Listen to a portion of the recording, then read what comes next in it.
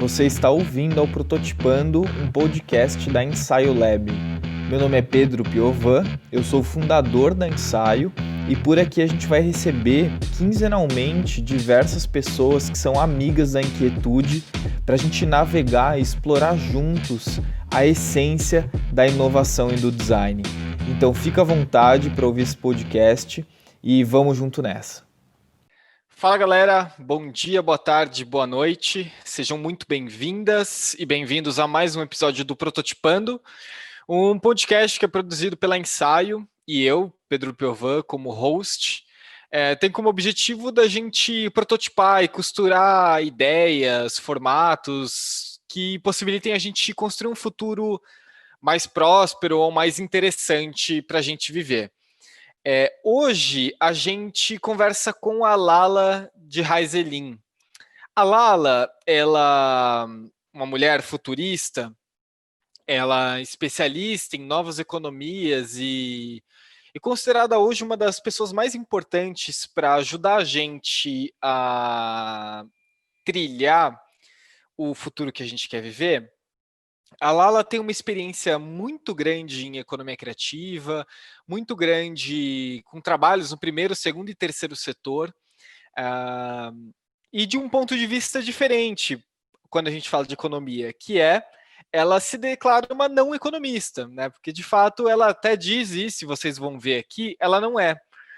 E eu acho que é exatamente essa riqueza, uma das principais riquezas, entre tantas, que a Lala tem. Pelo fato dela não se encaixar no modelo que a gente entende que forma um economista, ela consegue encontrar diferentes possibilidades de existência ou diferentes possibilidades de resposta para um mundo que já está dado ou que é tudo muito condicional. A Lala ela consegue habitar o vazio e trazer respostas diferentes do habitual. Eu acho que isso é o mais interessante da nossa conversa que vocês vão ouvir daqui a pouco.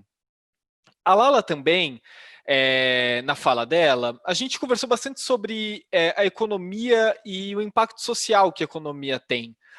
E é muito interessante porque a gente não fala diretamente sobre esses dois temas, mas a Lala dá um panorama de como que a gente aborda a economia sendo algo de impacto social, ou seja, a economia como premissa tendo impacto na sociedade.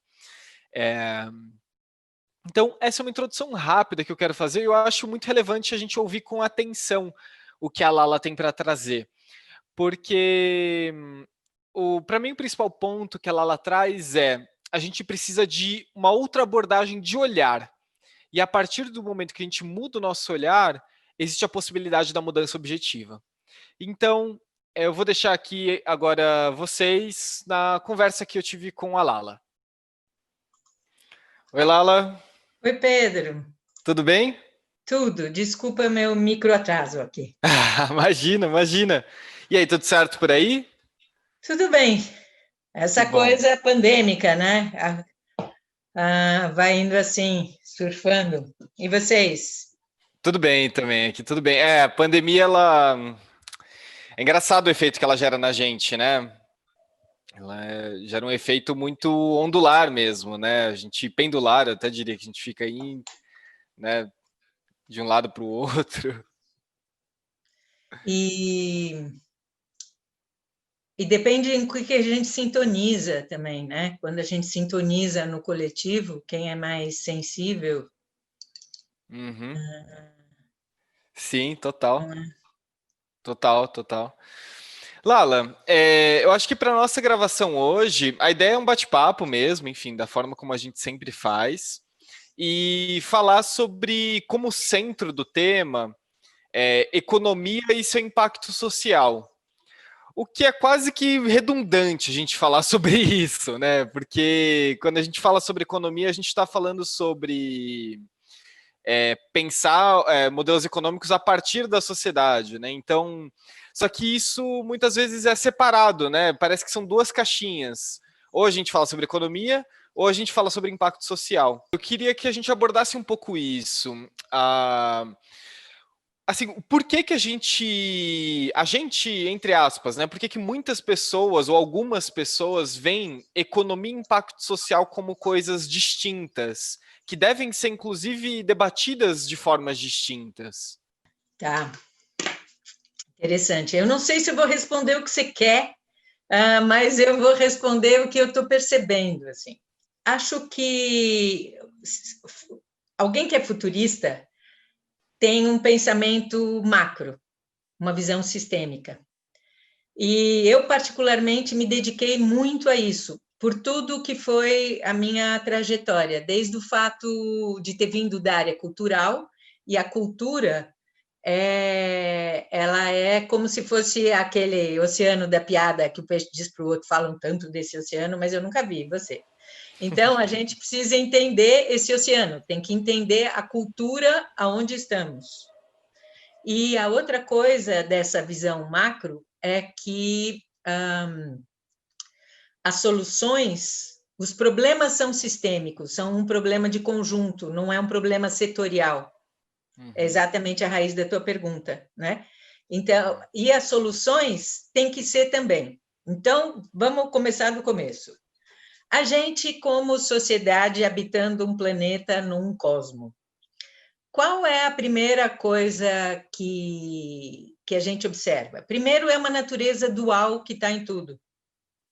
Essa natureza dual é o primeiro dos desafios que a gente sempre opera na base do ou. A gente vê isto ou aquilo. A primeira maneira como esta natureza dual se manifesta é no fato de que a gente enxerga da realidade apenas uma parte, e esta parte é função do nosso repertório. A nossa cultura cria lentes, essas lentes fazem com que a gente enxergue isso e deixe de enxergar aquilo. Aquilo que nós estamos vivendo em geral, com toda a questão do racismo, da mulher e tal, são sintomas deste fato de que a gente não está enxergando. Então, a primeira coisa seria a gente dizer, peraí, o que eu não estou vendo? Se a gente conseguisse partir da premissa que nós saímos pelo mundo enxergando meio mundo, metade, já seria um bom estado. Dizer, legal, eu sei metade. Qual metade eu não estou vendo? Quem vê a metade que eu não vejo? Então, essa tua pergunta da economia e do social, ela tem a ver com as duas metades, um conjunto de dualidades, e um conjunto de dualidades que um não percebe a existência do outro. Que conjunto de dualidades é esse? O nível individual, eu, indivíduo, meus desejos, minhas necessidades, minha sobrevivência, e o nível do coletivo, que é eu sou uma célula de um organismo coletivo, seja ele o planeta ou o que for. Normalmente, a economia, e o direito, eles são feitos para o eu. Se você pegar, por exemplo, as constituições, a maioria das constituições do mundo, e fizer um estudo de quantas vezes a palavra propriedade aparece, quantas vezes, se é que aparece, existe o bem comum, não tem. Todas as normas, as regras e as ferramentas e as estruturas organizacionais são para atender os desejos, as necessidades e o direito do não do nós. E quando fala de nós, a leitura desse nós é uma leitura tendenciosa, é uma leitura nós desde que seja a minha tribo. Nunca é um nós que é a outra tribo e a minha tribo. Então, por exemplo, isso coloca tudo num jeito muito diferente e coloca as coisas como opostas e não complementares. Então, isso é a primeira diferença. Num sistema, se sabe que naturezas distintas são complementares e não opostas. Nas ideologias, essas naturezas complementares são percebidas como oposições e não complementaridades. Então, a gente ainda está aprendendo a como enxergar o diferente como complemento e não como uma ameaça.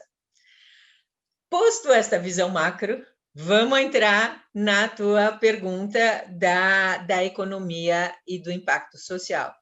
A economia, ela é um campo do conhecimento que gostaria... Eu não sou economista, tá? Não sou. É importante dizer isso. E talvez, porque não sou, eu pude me aventurar em campos que, quando eu comecei a trabalhar com isso, os economistas tradicionais falavam, mas que louca é essa? Como que ela está falando disso? Teve o lançamento de um livro na GV, em 2008, que era o Compêndio de Sustentabilidade das Nações, 1000 economistas da GV. E eu fazia uma parte, a abertura era o Ladislau Dalbor, a Rosa Alegria e eu que tínhamos capítulos. Tal. E eu fiz uma coisa de uma página que chamava Reinvenção da Economia, você pode imaginar, em que eu dizia, 2008, em que eu dizia, olha, economia é o fluxo de recursos de várias naturezas que precisam gerar resultado de várias naturezas. A moeda é uma delas, mas isto não é economia, isto é o sistema financeiro, que é parte da economia. E a gente precisaria enxergar a economia como um todo. Tcham! Então, o que aconteceu é que, durante um bom tempo, eu precisei ser extremamente autônoma. Claro. Porque todo mundo olhava e falava, o que é isso? Agora, finalmente, todas essas coisas estão mais claras, a economia criativa foi reconhecida, a economia compartilhada se revelou, o fato tem muitas moedas e tal. Então, o que a gente precisa? Nós precisamos desenvolver a capacidade do micro de enxergar o macro e vice-versa. Então, por exemplo, se você pega um canvas e você faz um canvas de quem é o cliente vai ser sempre um indivíduo ou uma organização e tal. O mundo, ele em geral não está posto como cliente. Uhum. Então, eu crio produtos e serviços na economia que não estão levando em consideração o todo.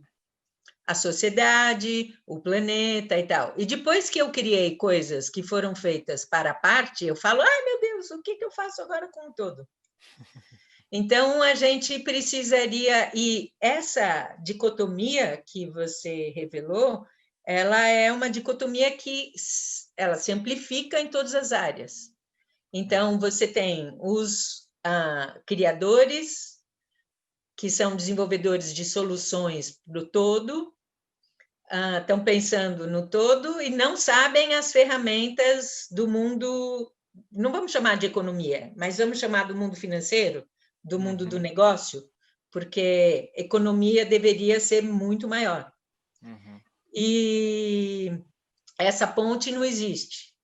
A gente precisaria, na formação de qualquer pessoa, a formação do criativo, do designer, de qualquer pessoa que está criando soluções, e na formação daquele que empreende, o administrador tal, precisaria ter a outra metade. Um precisaria enxergar o todo e outro teria que enxergar a parte. Então, isso precisaria uma mudança, antes de mais nada, cultural. Então, o que essa questão de ver como coisas diferentes é fruto de uma cultura. A nossa cultura, e nós estamos vivendo a transição dessa cultura, porque ela funcionou até o limite do todo. Ela funcionou bem para os indivíduos, alguns, até que essa desigualdade, o excesso, ou não levar em consideração o todo, o planeta e tal, levou a desequilíbrios tais que aí já não dá mais, ou todo mundo pensa o todo, ou a parte está enroscada. E aí tem uma questão cultural também, porque, por exemplo, tem sentido, é muito louco que você tenha que nomear negócios de impacto como sendo de impacto social. Porque todo negócio deveria ser, tudo que existe deveria existir para o bem comum. Tudo bem que você pode ter comunidades, então você pode ter um empreendedor para a comunidade sadomasoquista. Ok, vai ter, mas ele, de toda maneira, ele está atendendo uma comunidade, ele está pensando quem quer aquilo que ele... E aí, o que precisa? Que é tão interessante. Não é visível mesmo, é uma questão de sentidos. Eu não sei se isso faz sentido para você, eu gostaria de ver como que você recebe isso, porque é como se os nossos sentidos mesmo não fossem ainda suficientes para perceber esse todo. Essa pandemia, por exemplo, está dando um banho na gente, de dizer, galera, vocês não estão entendendo, vocês têm 1 ano, 2, para desenvolver o sentido do todo, da interdependência, de que eu não posso só pensar em mim, eu tenho que pensar no todo, do repensar, porque então nós temos tendo que desenvolver esse sentido do todo muito rapidamente, que é pensar no coletivo. E aí, como que dá para fazer isso? Tem que trabalhar as duas coisas. Precisa criar negócios, ferramentas, etc., que atendam a parte e o todo, e precisa criar experiências, formação, conteúdos e tal, que ajudem a mudar a cultura, mudar a mentalidade para que isso possa florescer. Cultura é uma palavra muito interessante, ela tem muitos significados. Em geral, quando se fala cultura, a primeira coisa que vem na cabeça... Qual é a primeira coisa que vem na cabeça quando se fala cultura? Cinema, na hora, assim, me vem cinema. Pois é. Porque a cultura, inclusive, não casualmente, foi reduzida a uma parte, que é arte e entretenimento. Agora, cultura é cultivo. Cultura é aquilo que frutifica, número 1. Cultura em biologia, eu estudei biologia, é o conjunto de nutrientes, ambientes, condições para que algo floresça. Você faz uma cultura de... Cultura é a bagagem de tudo que já foi feito. Cultura, uma pessoa culta, é uma pessoa que tem informação muito diversa. Cultuar, é saber que há algo maior, transcendente, que eu não enxergo porque eu sou uma parte, mas eu sei que tem, que não estou falando de Deus.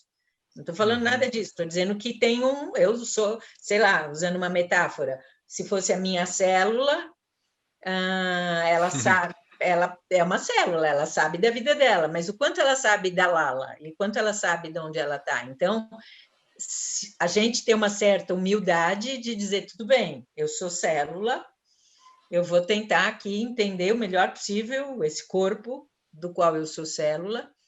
Eventualmente, eu vou tentar entender onde esse corpo está, o que está acontecendo com ele, que aí... Mas, então, a própria ressignificação do que é cultura. E por isso que nosso heróico Yuval Harari, com essa obra incrível dele, mostra que por trás de qualquer modelo econômico, qualquer modelo social, qualquer modelo de organização, qualquer religião, qualquer coisa, você tem a narrativa. Você tem uma cultura, o caldo, que faz com que esta ou aquela coisa floresça. É interessante, Lala. Você estava falando e eu estava aqui na minha cabeça um conteúdo que eu vi, uma entrevista, na verdade, que o Siddhartha Ribeiro ele deu para a CNN, acho que deve fazer um mês e pouquinho, e que ele fala uma coisa muito interessante, que ele fala que a pandemia, em diversos sentidos, ela está colocando a gente numa pressão evolutiva, principalmente, né? Em que a gente está decidindo agora, e aí quando você fala assim que ainda não tem a resposta, eu consigo ver isso, em que essa pressão evolutiva está colocando em xeque se a gente vai querer reproduzir o que os nossos ancestrais queridos chimpanzés faziam, né? O tribalismo e a guerra entre tribos quando eles tinham que disputar algum tipo de território, ou se não, ou se a gente vai superar isso. Porque muitas soluções que a gente criou resolvem problemas em um determinado sentido, né? Resolvem problemas para 10 mil pessoas, 15 mil pessoas, isso o Siddhartha está falando. Agora a gente precisa decidir se vai servir para todo mundo na Terra, né? E todo mundo não só com a visão antropocena, né? Centrado no corpo humano ou no corpo branco e homem, mas sim para toda a espécie, não só humana, né? E a gente tem que começar isso de algum lugar. Seres cientes, né? Qualquer tipo de... Exato. Exatamente. Eu adoro o Siddhartha e acho que é exatamente isso. E a vida não quer saber, a vida quer evoluir. Então ela faz e fala, galera, vai ou vai, né? E essa evolução, ela requer, por exemplo, se a gente fosse pensar em forças evolutivas, provavelmente o que está acontecendo? A gente está desenvolvendo novos sentidos, a gente vai ter que desenvolver. Então, o primeiro sentido seria esse de ser parte todo. Cada coisa que acontece no mundo, num corpo, o corpo dói por cada coisa que acontece, né? Eu bato meu cotovelo, não é problema do cotovelo. Cotovelo, se vira aí. É do corpo como um todo, e o corpo todo sente. Então, como é que nós vamos conseguir sentir cada parte? Aí, o que acontece? Cada vez que a gente começa a sentir, é difícil. Eu escrevi um livro que ainda não lancei, que são as experiências, é como se fossem crônicas da Iris in Spiral, que vem do futuro, para estimular a mudança. E aí ela fala é muito divertido, porque é uma maneira de eu poder expressar as coisas que eu percebo como futurista de uma forma mais criativa, sem estar tão presa nos pode ser e não pode ser desse tempo. E uma das coisas seria quais disfunções modernas a gente tem. E uma das disfunções, talvez, é a síndrome do fractal. Quando você, como uma parte, sente o todo. Aí, o que acontece? Quando a gente sente o todo, imagina, você começa a sentir a dor do todo. Qual é a primeira coisa que você vai fazer? Olha, eu tô pensando aqui, eu vou tomar um banho quentinho para me sentir acolhido, se eu me sentir. Bom, já está ótimo. Mas, normalmente, o que a gente faz? A gente anestesia. É verdade. Então, tem um gênio da noite, ele é um super empreendedor da noite, muito inteligente, muito, muito, muito, muito. Pessoa muito interessante. E ele disse, uma vez a gente estava numa mesma palestra, e ele disse, eu vendo escapismo, o meu negócio sempre vai florescer. Sensacional. Então, a gente precisa ter essa consciência e o equilíbrio. E precisa de escapismo? Sim, porque não dá. Se você ficar em estado de constante perceber o todo, você pira. E tem gente que pira mesmo. Então, tem uma hora que diz, ok, deu, banho quente, ou série no Netflix, ou 3 cervejas, alguma coisa. Mas, só que a gente precisa ter consciência disso e dizer, amanhã eu vou ampliar um pouquinho a minha capacidade de perceber o todo. Mas essa pressão evolutiva, ela é muito evidente. Então, trocando em miúdos, aqui, pessoas, profissionais e empresas, o que está acontecendo? Os profissionais, as empresas e organizações que não estiverem dispostas a pensar o todo, que não estiverem dispostas a trabalhar a colaboração, elas estão com problema. Em médio prazo, deste médio prazo, em tempos de aceleração exponencial, pode ser um tempo muito mais curto do que jamais foi, elas estão em risco. Porque a evolução não quer saber. A evolução vai dizer, e me interessa quem sabe evoluir, quem sabe pensar em si, no outro, no bem comum e tal, o que não quer dizer que vai virar todo mundo Madre Teresa de jeito nenhum. Claro. Então, por exemplo, você é empresa de lucro, beleza. Agora, se você existe só para gerar dinheiro, você não tem futuro. Se você existe para gerar dinheiro e gerar soluções para o cultural, para o ambiental, para o social, aí você tem futuro. E a gente precisa saber disso, e isso, na verdade, é muito interessante. Se a gente para de resistir, é muito interessante. Então, o que acontece é que a gente está resistindo. Aquela imagem, né, do ovo e o pássaro, Eu vejo um monte de gente tentando colar casquinha de ovo, em vez de dizer, ok, vamos aprender a ser pássaro, pode ser mais interessante do que estar dentro de um ovo. Lala, desculpa te interromper, mas quando você fala isso, para mim uma evidência de que isso é muito verdade são os impulsos ao autoritarismo e os impulsos a essas verdades absolutas que beiram um absurdo, né? Do tipo, não, a Terra é plana, gente, a Terra é plana, como é que vocês acham que a Terra é redonda? Ou, enfim, QAnon, né? Essa história agora nos Estados Unidos, gente, assim, tem um deep state que alicia crianças e é parte do Partido Democrata. Muito da narrativa que estão agora está chegando aqui no Brasil, ainda mais com o Trump como grande veículo midiático agora que ele não é mais presidente. Enfim, eu vejo isso como uma grande evidência de que da tua fala. Não sei se você concorda comigo, ou enfim, o que Sim, você pensa são sobre sintomas, isso? porque é muito legal. Cadê o Taurus? Deixa eu ver se ele está aqui. Este objetinho aqui é muito legal para a gente Sim. entender essas coisas, né? Porque ele mostra para a gente muita coisa.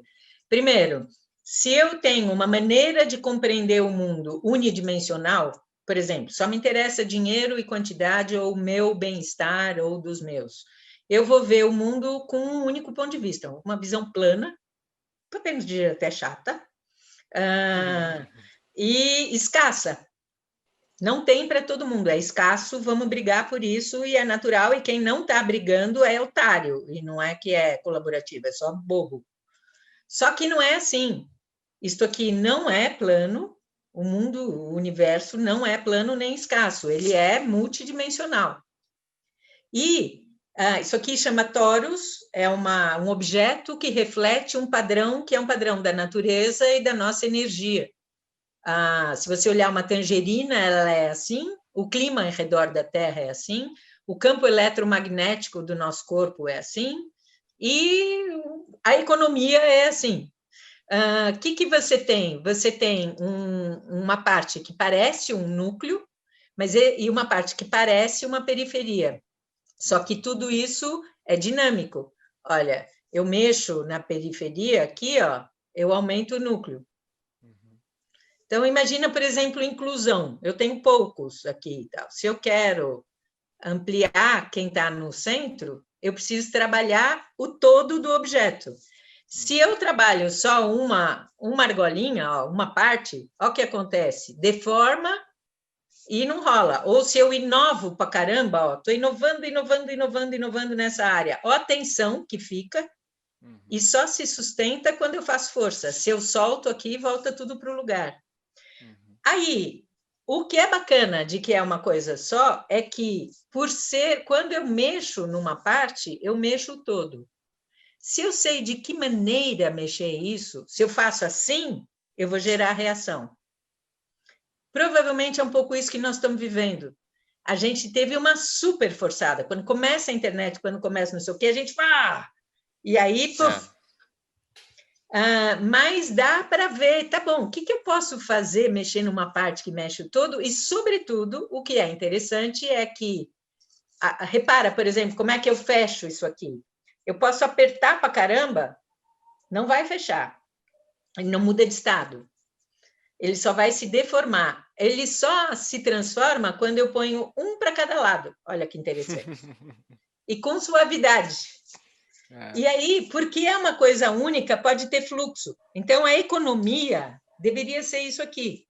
Você tem uma série de recursos interdependentes, interconectados, que mudam de estado e que, por estarem interconectados, podem produzir fluxo, e fluxo é riqueza em qualquer natureza. Dinheiro parado não é nada. Você pode ter um quadrilionário, ele sem ideias para o que fazer com dinheiro, dimensão cultural, sem pessoas para fazer alguma coisa para aquilo, sem estrutura, não adianta nada aquilo. Então, o negócio é a gente entender essa interdependência. Só que aí que é isso que está acontecendo na pandemia. Lala, Provavelmente alguém que está ouvindo a gente nesse momento, os nossos ouvintes e ouvintes, eles devem estar bem convencidos de que eles têm que ir para esse caminho depois dessa introdução que a gente teve aqui.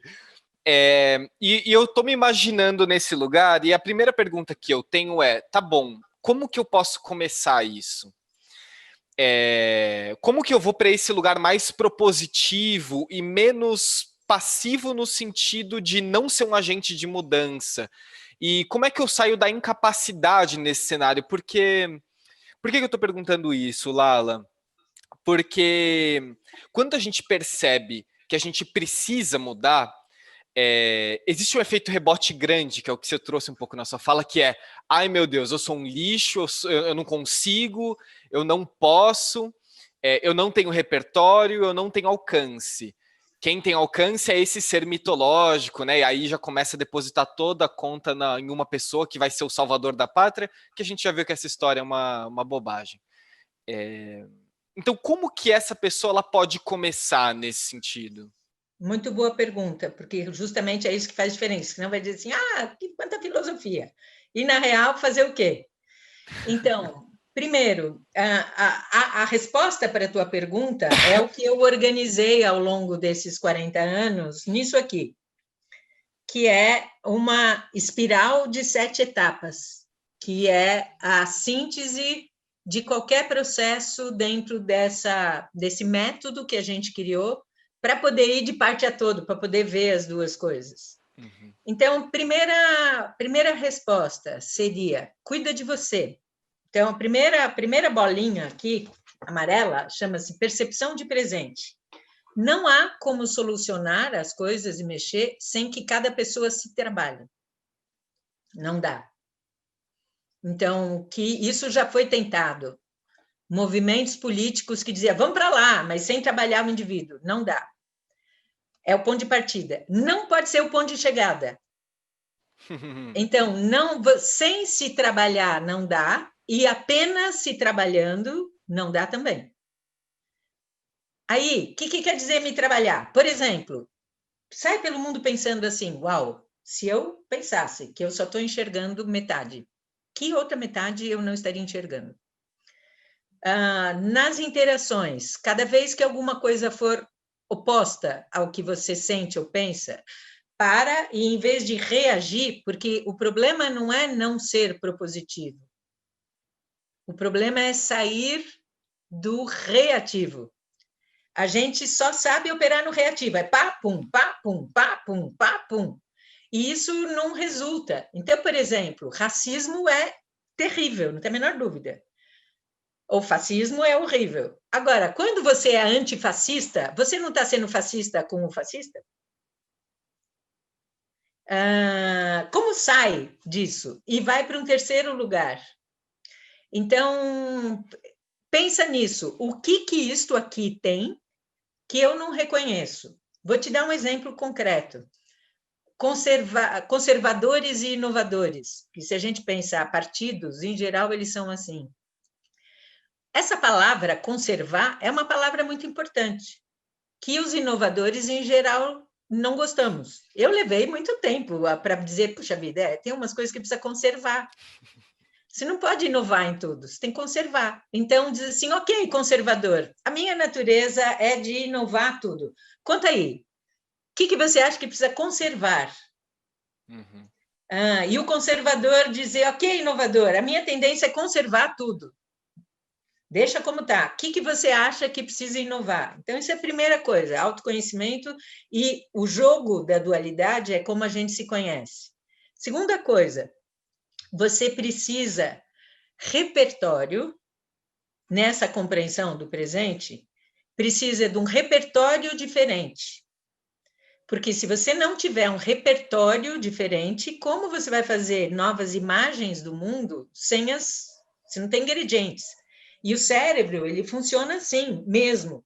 Ele pega partezinhas que ele já conhece e ele combina de outra maneira. Então, precisa de repertório. Esse repertório, inclusive, vai fazer bem para você ter coragem de se aventurar na aventura da mudança. Então, sugestão, número 1, saia da grande mídia. Não tem como você ser futurista, por exemplo, na grande mídia, não tem. Busque informação de outra natureza. Existe uma quantidade extraordinária de iniciativas já acontecendo, soluções já existentes, já tem as soluções que a gente precisa, já tem o conhecimento que a gente precisa, tudo isso já existe. Qual é a única coisa? Isso ainda não está suficientemente visível e reconhecido para ser escolhido. Boa. Está fazendo sentido? Super. Então, tudo que a gente puder fazer para conhecer, como você, que legal, que quis me conhecer e me permite te conhecer. Tudo que a gente puder fazer para conhecer o que já tem é importantíssimo. E isso é uma coisa importante, inclusive, de geração. Millennials são gênios de autoria e muito fraquinhos em olhar quem fez antes. Então, acaba muita reinvenção de rodas. Então, busque repertório, para de se alimentar daquilo que diz que não há solução e vai ver aonde está dizendo que tem solução, e tem soluções incríveis. Vou dar um exemplo, já que acabamos de fazer eleições. Como é que funciona na Estônia? Você conhece como que é? Muito pouco, Lala. Eu fiquei muito interessado porque você citou a Estônia no encontro que a gente fez com o pessoal Eu nunca do tive Backstage. lá, mas a Estônia, paísico desse tamanho, quando se separa do bloco soviético, eles falam, para onde nós vamos? E eles resolvem que eles vão investir em tecnologia. E eles são hoje o país mais tecnológico. Pequenininho, claro, muito mais fácil fazer isso num país pequeno do que num grande, mas enfim. Como que é o processo político? Como tudo tem, como eles são super usuários de tecnologia, as escolhas não são mais em representantes, mas são nas próprias coisas. Então, não é que você tem um representante para ver se é tal política ou tal orçamento. Você vota na política e no orçamento. E o gestor público é um gestor, ele é um executivo. Aí, olha que interessante, e todo mundo escolhe, bota no celular, no computador e tal. Aí, uma coisa simplérrima e muito eficiente. Existe, não é uma única eleição, você faz uma escolha. Dessa escolha, você mostra, diz, deu isso aqui. É isso aqui mesmo que nós queremos? Digamos, o Trump. Se tivesse uma segunda rodada depois do Trump, lá atrás, e todos os que se abstiveram pudessem ter votado, será que o resultado teria sido o mesmo? Porque aí, o que acontece? Você tem mais informação sobre o fato e faz nova rodada. Mais informação, nova rodada, mais informação, até que chega um momento em que, com mais informação, a escolha não muda. E aí é um sinal de maturidade. Aí, existem outros sistemas de escolha, onde você tem diferentes pesos, que isso é uma coisa super necessária, você tem diferentes pesos para diferentes escolhas. Ou você pode, por exemplo, você tem que escolher, votar em se vai usar energia eólica ou energia solar. Aí você fala, opa, eu não entendo disso aqui. Quem entende? Tal pessoa entende. Então, você pode dizer, eu passo para você, pessoa, o meu voto. Porque você entende de energia eólica e solar e eu não. Que interessante, Lala. Ou você tem pesos. Então, você tem o peso de alguém que está estudando política há 40 anos, o voto dele tem peso X. E o voto de alguém que não tem a menor ideia de nada tem uma fração disso. E isso é uma coisa que é muito interessante, porque já no princípio da democracia, o Sócrates foi morto em grande parte porque ele dizia esse jeito de fazer democracia parece democrático, mas é demagógico, porque um monte de gente escolhendo que não sabe o que está escolhendo vai escolher o que tem melhor lábia e não o que tem melhor solução. E ele usava uma metáfora. Você imagina um vendedor de doces ou um médico? O vendedor de doces te dá uma delícia, ele te dá um doce, ele sabe vender. E o médico vai te dizer, não faça isso, não faça aquilo, vai te limitar, tal. Quem que você escolhe? Então, isso é a segunda coisa. O que mais? A terceira coisa para fazer, e daí quando você for olhar repertório, você vai ver, por exemplo, que novos modelos de negócio existem. Quem já está fazendo? Que outras moedas? Que outras formas de viver? Que outras formas de economia? Então, voltando para o começo da tua pergunta da economia, esse é o momento em que precisa ser repensado o modelo. E, da mesma maneira que no mundo a gente observa que tem duas naturezas, perceber que a economia provavelmente também vai ter que operar com duas naturezas. Uma economia que é centralizada das moedas nacionais, dos grandes investimentos e tal, que é uma economia capaz de fazer grandes empreitadas. Sempre foi assim. É a economia especulativa que financiou as navegações, que financiou a eletrificação, financia as grandes mudanças, grandes investidores investindo em grandes... E depois você tem isso aqui, é grande e é instável, e é um jogo. Quando a vida cotidiana está atrelada a isso aqui, é um problemão, porque se um grande investidor joga e perde, ele tem como. Eu, pequenininho, não tenho como. Então, eu, pequenininho, na minha vida cotidiana, eu, pequena empresa, eu, pessoa, eu preciso ter uma outra economia que não seja tão, não vai dar tanto quanto essa aqui, que esse jogão, quem se dá bem, se dá muito bem. Eu não vou me dar tão bem aqui na minha economia cotidiana, mas eu não vou sofrer tantas crises. Que economia cotidiana é essa? Este é o campo do meu trabalho, que é a economia da circulação de recursos já existentes, não de natureza financeira, como todas as competências que existem, as infraestruturas existentes, as parcerias existentes, os excedentes de serviços e de produtos, e toda a infinidade de moedas que está sendo criada, que são moedas que estão lastreadas em alguma coisa que serve ao bem comum. E aí, fechando assim um pouco a tua pergunta, fazendo um círculo, aí nós vamos fazer o quê? A gente se transformou, a gente teve repertório para enxergar coisas que poderiam parecer impossíveis, a gente se alimentou dessas ferramentas, desses cases, etc., e a gente vai experimentar. Porque a cabeça só se convence quando ela experimenta e vê que funciona.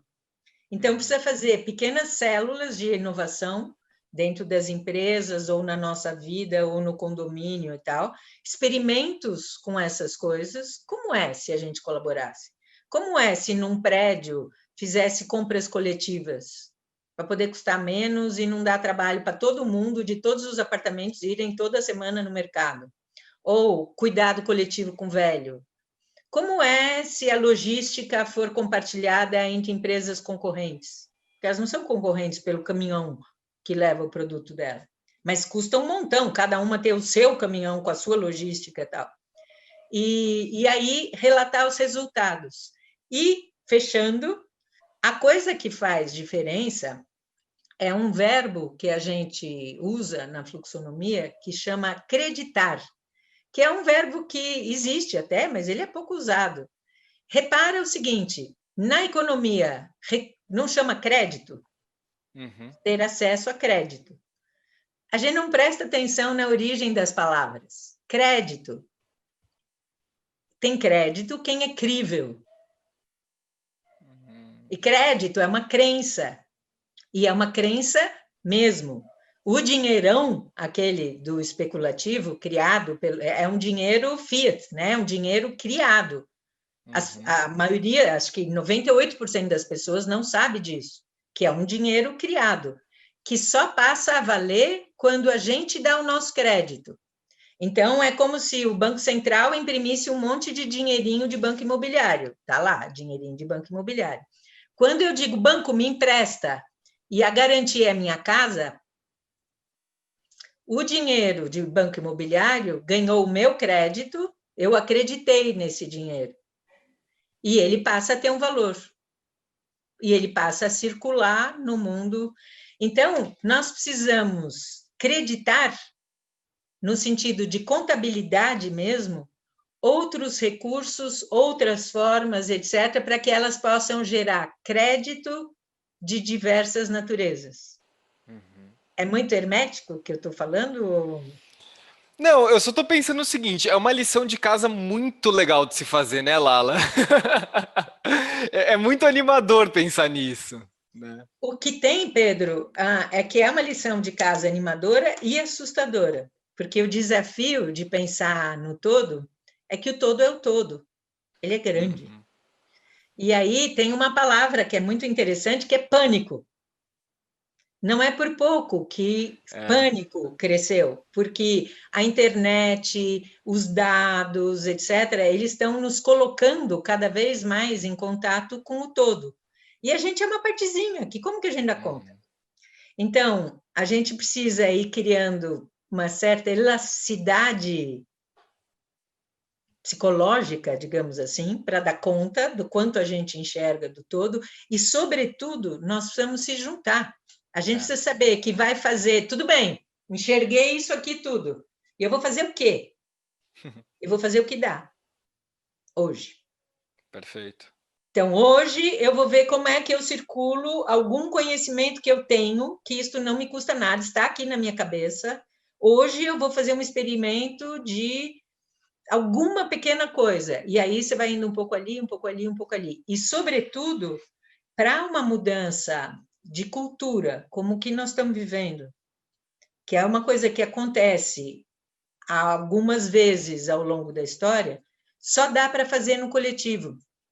Por isso, toda mudança cultural, por exemplo, vigilantes do peso ou alcoólicos anônimos, você não consegue fazer uma mudança grande de hábito sozinho. Você precisa ouvir os outros, dizer, nossa, tá dificílimo, como você está fazendo? Como não sei o quê? Então, nós precisamos nos juntar para dar conta da parada. Voltando à imagem aí do peixe com o oceano, tem um desenho muito bonitinho que chega um peixão e tem um monte de peixinhos, sabe? Você já viu isso? Acho que E não, aí acho os que não. peixinhos se juntam e fazem um peixão do tamanho do peixão. É meio para dar conta da parada. Sim, sim. É por aí. Nós, peixinhos, precisamos nos juntar para dar conta deste peixão da transição. Então, Lala, e eu acho que tem uma coisa aí que tá me vindo à cabeça. Eu acho que uma chave importante da gente ter para destrancar essa porta do pânico, eu acho que é abrir mão um pouco desse paradigma judaico-cristão de que sempre a gente tem que garantir o nosso lugar no céu, né? Porque nesse lugar a gente vai querer sempre resolver tudo na melhor performance possível. E aí, para mim, esse paradigma judaico-cristão é um dos pais que fundam essa história de sucesso que é muito mal contada, inclusive, né? Essa definição de sucesso.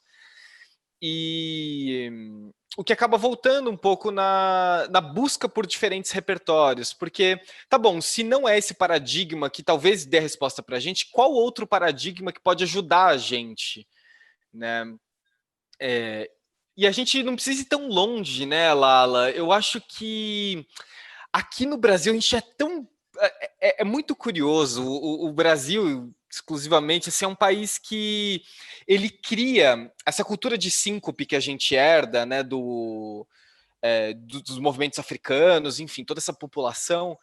Ela é uma das grandes respostas, né, para isso, que é entre o A e o B, eu vou por um caminho que ele não está dado, né? Não é nem o AB e nem só o A e nem só o B, mas talvez seja um D, ou um S, ou um V. Exato, é o triângulo que você estava falando logo antes, né? Você tem toda a razão. Inclusive, como o acento é no meio, né? Nessa coisa da síncope, o acento é no meio. E isso não cansa, porque você não está nem para lá nem para cá, você está no meio. E é por isso, inclusive, que leva a... É uma metáfora muito interessante essa. Agora, aí o que a gente faz? A gente precisa desenvolver justamente essa ginga, porque não vai dar. A gente tem que ter a capacidade de, como chama? Capoeira mesmo. Para se defender, você não está em nenhum lugar. Você está ali o tempo inteiro meio alerta para ir para qualquer lugar. Porque se você fica firme num lugar, você está muito frágil. Né? Essa metáfora também das artes marciais, que você está o tempo inteiro num estado de alerta, mas de flexibilidade. Aí você fica menos passível de ser derrubado. Então, a gente precisa aprender a ir de um lado para o outro. Porque o Estado... Acabou, meu Deus, a gente começou falando de economia e ficou super filosófico. Você que está nos vendo, muita calma nessa hora, tem muita coisa concreta que dá para fazer. Tem que estudar futuro, tem que estudar novas economias, tem que praticar, tem que ver colaboração, tem que ver novas... e ver TEAL, modelos de organização em círculo, holocracia, ver platform co-ops, tem um monte de coisa, novas formas de eleição, tudo mega concreto. Muita calma nessa hora, não estamos falando de filosofia. Nós só estamos falando um pouco do que está por trás antes de eu escolher todas essas novas coisas. Mas a primeira coisa talvez é um estado de flexibilidade entre extremos. E a primeira coisa, por exemplo, se eu tivesse, dizer assim, 2 conselhos, um individual e um coletivo. Conselho pessoal, saiba que você está vendo metade. E ande pelo mundo assim, dizendo qual metade eu não estou vendo. Como eu consigo ver o que eu não estou vendo? Com quem eu me relaciono que vê o que eu não vejo? Para que a gente possa se complementar. E amplie a tua capacidade de ver a outra metade e de ver essa coisa, eu sou parte, eu me cuido, eu não sei o quê, agora eu vou para o todo, agora eu volto para a parte, agora eu vou para... Então, essa pulsação, sabe? E no coletivo, se fosse para fazer uma coisa, se eu fosse presidenta do mundo, eu faria campanhas de comunicação de que sim, tem jeito, sim, quebrar o ovo e virar pássaro é legal, não tenhamos medo da quebra do ovo e vamos...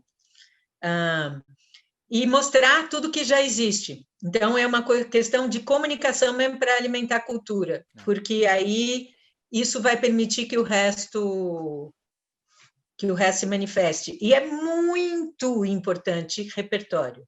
Precisa muito ver tudo que já tem de diferente. Muito, muito, muito, muito, muito, muito, muito. Porque senão fica parecendo, isso aí é tudo viagem, que bonitinho ficar falando, mas isso aí e já existe. Já tem um monte de moeda, já tem um monte de experiência, já tem coisas incríveis. Olha Bolonha na Itália, a quantidade de coisas, de políticas, tem... eu não lembro aonde que é.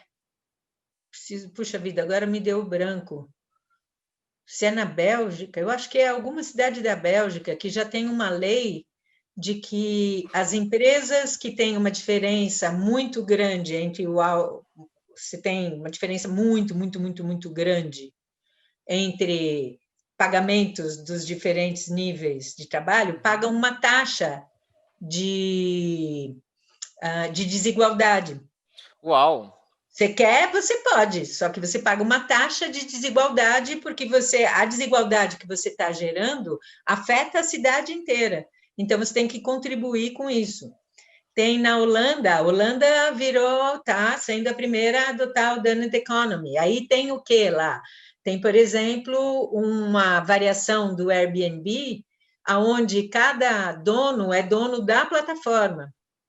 Então, eu sou dono de uma... Minha casa está no Airbnb, eu sou sócia do Airbnb. Então, eu entro com o insumo e com a sociedade. E do negócio, uma parte disso vai para a cidade, porque se eu vim para Amsterdã para usufruir a cidade, uma parte desse recurso gerado pelo Airbnb da cidade Olha que demais. vai para a cidade. Porque o que aconteceu, por exemplo, o Airbnb no começo super legal. Depois um monte de gente começa a comprar casas só para especular e tal. Então, você tem milhares de experiências muito lindas. E a gente precisa dessas experiências. A gente não pode, de nenhuma maneira, achar que é uma viagem filosófica ao novo mundo. Eu posso filosofar com você aqui durante 1 hora, falando do macro, falando da cultura, da postura, porque eu estou há 20, eu sou futurista há 25 anos, eu estou há 25 anos alimentada de informação diferente, de casos. E eu mesma, eu falo do lugar da prática, eu não sou uma pesquisadora, eu sou uma praticante. Então, é super importante a gente ter esse repertório. Lala, desculpa, pode falar, pode falar. Não, eu faço parte de um grupo que chama Exponential Good News, não sei se você já viu, tem vários grupos de WhatsApp que são Exponential Future of Work, Exponential isso e aquilo, e tem eu posso ver, se couber lá, eu posso te adicionar. Nossa, é maravilhoso, porque o cara coleta boas notícias. Olha e ele publica nesse grupo só boas notícias. E é inacreditável, não dá para acreditar. Já tem solução para a maior parte das coisas. Só não está conectada. É como se fosse ponto, ponto, ponto, ponto, ponto, que não está conectado. Então, meu trabalho, por exemplo, é criar processos e ferramentas para conectar partes. Porque é como se você tivesse um monte de células que ainda não se organizou como um organismo, como um ecossistema. Lala, muito interessante, muito interessante. Eu queria encerrar o nosso bate-papo nesse ponto alto, que eu acho que a gente chegou num cume aqui muito interessante, que pode servir de trampolim, plataforma, para quem está ouvindo a gente. E, claro, te agradecer pelo seu tempo. E, assim, eu tenho certeza que quem está ouvindo a gente está muito interessado em saber um pouco mais sobre você, as suas ideias, e também sobre o que é a fluxonomia, como que eles acham isso. Dá um radar para quem está ouvindo a gente de como te achar e como talvez pensar em ser um fluxonomista, enfim. Tá bom. Bom, para me achar, a melhor maneira é o site, porque redes sociais vão e voltam e tal, e o site continua lá. Então, no site tem os cases alguns cases interessantes que a gente trabalhou. Nós somos, sobretudo, um laboratório, nós não somos uma grande consultoria, mas fizemos alguns trabalhos muito lindos com a Natura, com o Sesc, com o Globosat e tal. Lá você tem informação de formações, então a gente tem uma formação em futuro e novas economias, é uma coisa muito rara, e é um ponto de vista também muito diferente, porque não estou falando de pensamento prospectivo, que tem quem faz muito bem, não estou falando de tendências, quais as tendências da tecnologia e tal, a gente trabalha com futuring, que é um pouco design de futuro. Se vamos pensar no que é bom para a parte e para o todo, o que seria isso? E aí a gente trabalha com as novas economias, criativa, compartilhada, colaborativa e multimoedas. A gente tem atividades empresariais que vão desde uma palestra ou uma oficina, por exemplo, uma oficina de por onde eu começo a colaborar entre equipes, por onde eu começo a enxergar recurso não monetário, por onde eu começo a criar futuros que sejam bons para a parte e para o todo. E a gente faz jornadas.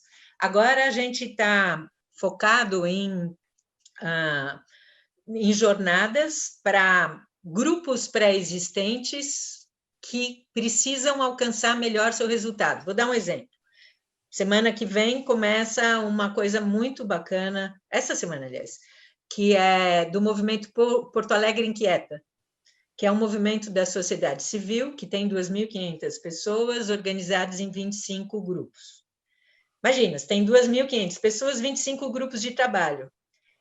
É maravilhoso, só que são pontos que não estão conectados. Não há fluxo de recurso de informação entre essas 2.500 pessoas. Uma não está ajudando a outra. Todo mundo está pensando na cidade melhor. Mas e se a gente junta quem tem inteligência para isso? como é que dá para criar uma visão de futuro comum? Taraná, taraná? Então, ou você pode imaginar um grupo de mulheres empreendedoras, ou você pode imaginar as áreas de uma empresa, ou você pode imaginar o polo de inovação de uma cidade, como Juazeiro, ou você pode imaginar qualquer grupo que já tem lá, mas que precisa ir um passo adiante e sair de pontinhos isolados para operar como organismo. Isso é o nosso principal trabalho agora. São jornadas de futuro e novas economias para que grupos operem como ecossistemas através de práticas colaborativas e fluxo de recurso não monetário e tal. Cuidando do eu, do indivíduo, do meu, o negócio de cada um, e do nosso.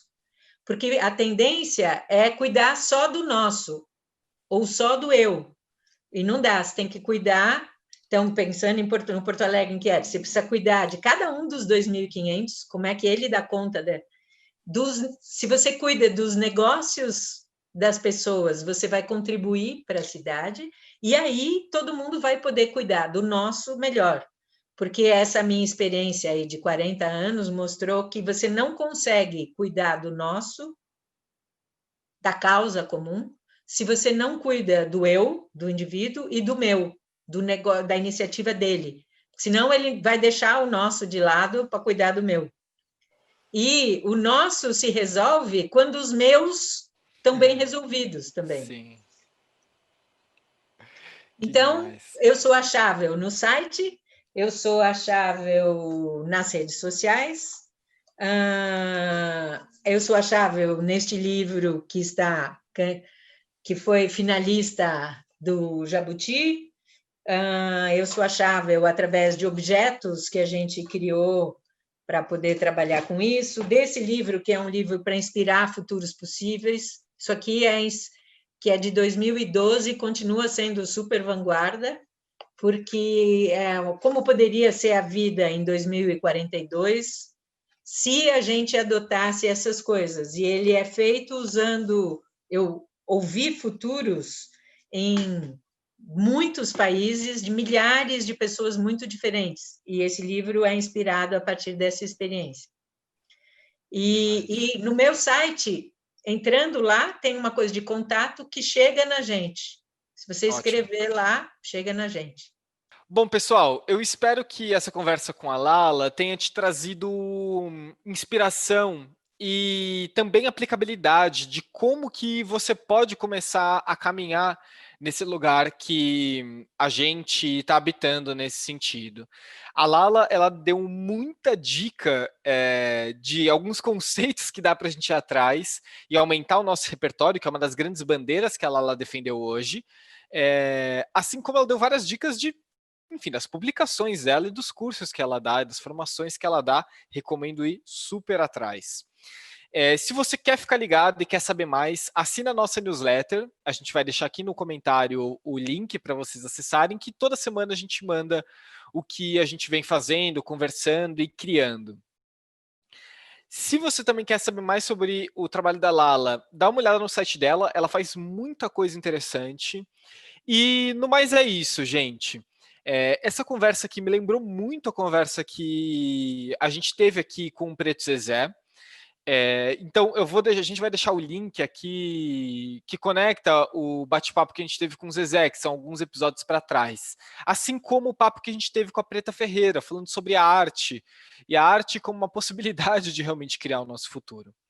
Pessoal, é isso. Desejo aqui um excelente dia, tarde ou noite que você tiver, aonde você estiver e quando você estiver, sendo no presente, passado ou futuro.